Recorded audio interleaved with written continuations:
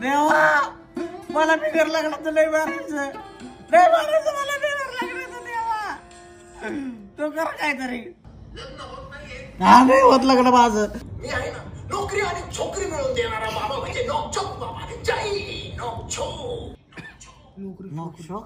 आजपर्यंत मी कितीतरी उपाय सांगितले मुलांना लग्न करण्यासाठी, पण तरी ते करत नाही.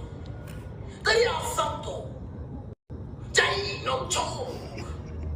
3 मंगळवार उपास करायचा, त्यापैकी 2 मंगळवारी रात्री